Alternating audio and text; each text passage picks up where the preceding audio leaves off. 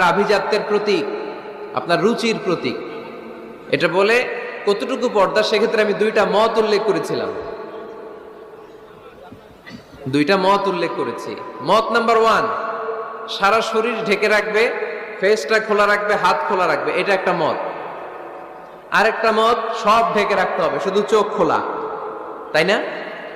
দুইটা মত উল্লেখ করে আমি বলেছিলাম যে এটা হচ্ছে রুকসাত আর এটা হচ্ছে আজিমাত।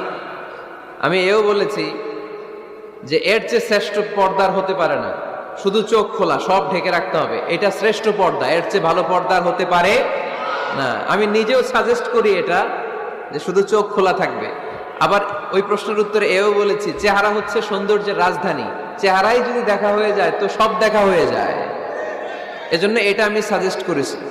তারপরে এরা আমারে ধাক্কাইতে ধাক্কাইতে ওই মতের দিকে নিতে চায়, আছে না নাই?